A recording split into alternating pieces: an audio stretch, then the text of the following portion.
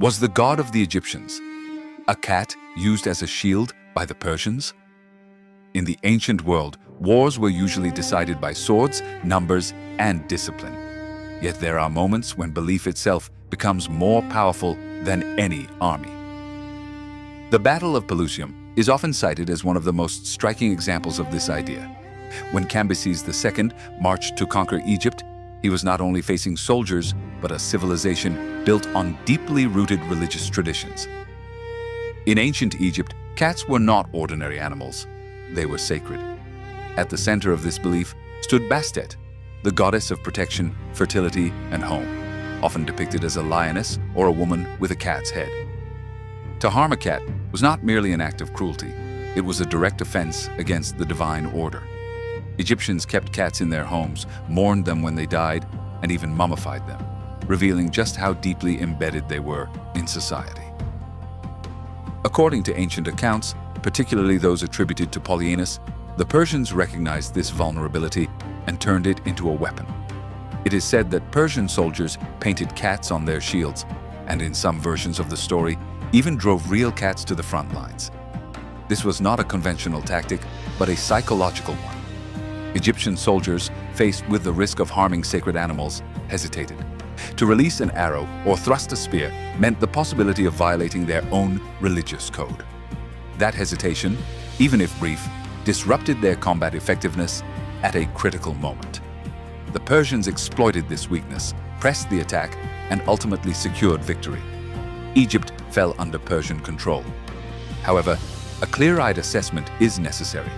This story is neither pure myth nor entirely reliable in the way it is often told. Many modern historians argue that the idea of winning a war with cats is exaggerated. Religious symbolism may have played a psychological role, but the decisive factors were more likely the superior organization, strategy, and discipline of the Persian army. The realistic conclusion is this: the Persians may have used belief as a tool to destabilize their enemy, but they won because they were militarily stronger. What makes this story truly compelling is the underlying truth it reveals.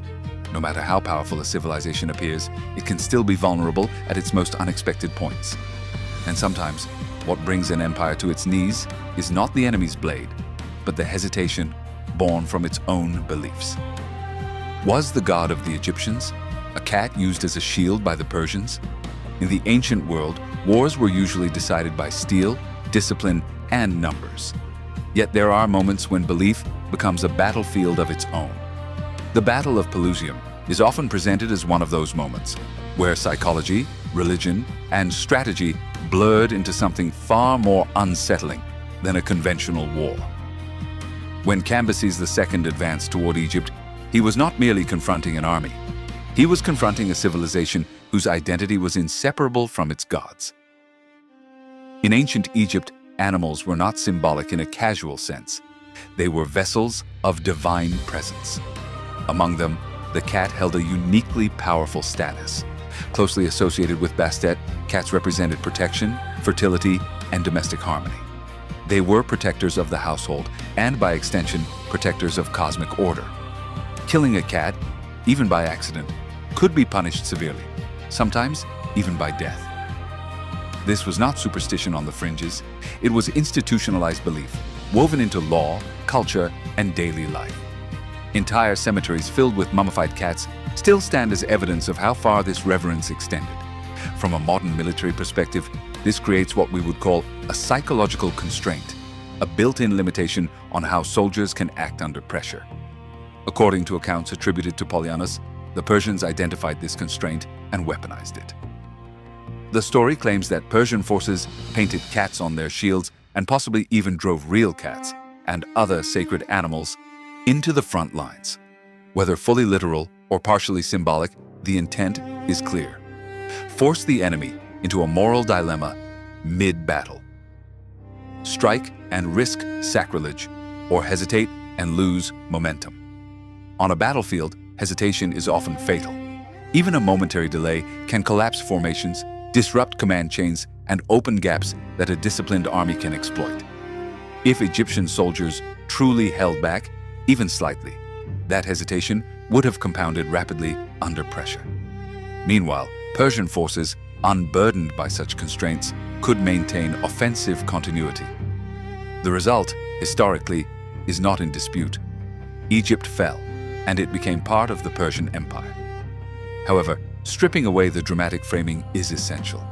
The idea that cats alone won the war is almost certainly an exaggeration.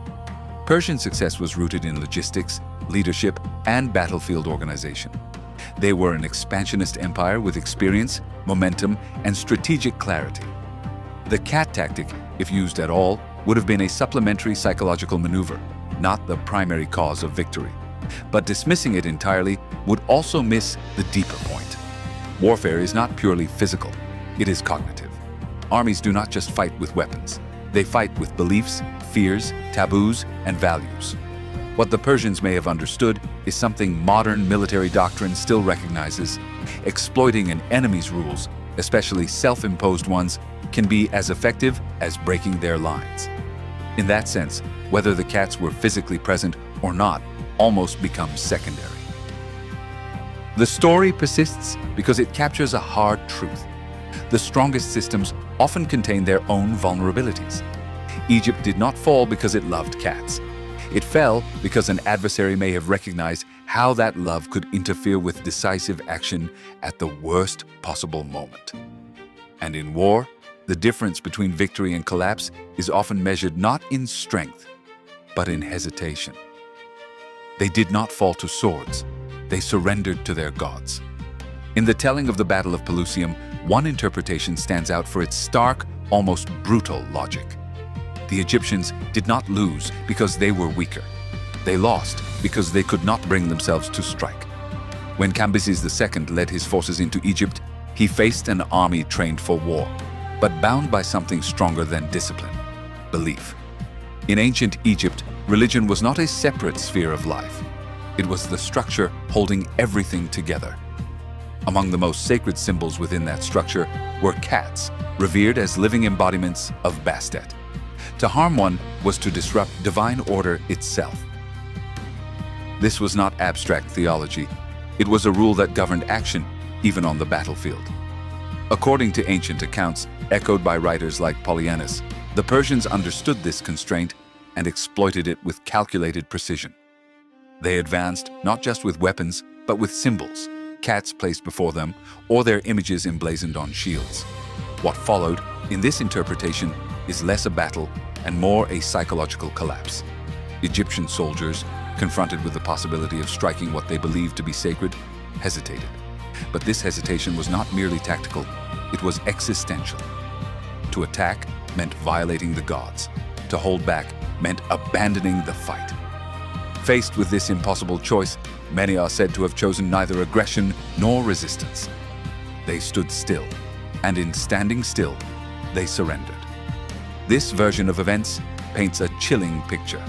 An army that does not break under pressure, but instead becomes immobilized by its own belief system. There is no chaotic retreat, no desperate last stand, only silence, tension, and the quiet acceptance of fate. The Persians, encountering little effective resistance, pressed forward and took control. Egypt fell not in a storm of violence, but in a moment of collective paralysis. Yet this narrative demands scrutiny. The idea that an entire army simply refused to fight is likely an exaggeration shaped by later storytelling. Armies are complex systems. Not every soldier shares the same level of conviction, and not every unit would react identically under pressure. More grounded explanations point to Persian military superiority, better coordination, and strategic advantage as the decisive factors. Still, even if dramatized, the core idea holds analytical value. Belief can act as both strength and constraint. It can unify a people, but it can also limit their options in moments where flexibility is critical. If even a fraction of the Egyptian forces hesitated at a decisive moment, that hesitation could have been enough to tilt the outcome. War does not require total collapse. It only requires a single, exploitable weakness at the right time. In the end, whether the Egyptians truly laid down their arms or simply faltered at a critical point, the lesson remains sharp. When a system cannot act against its own rules, even in the face of existential threat, it risks becoming predictable and therefore vulnerable. And sometimes, The most decisive defeat is not when an army is destroyed,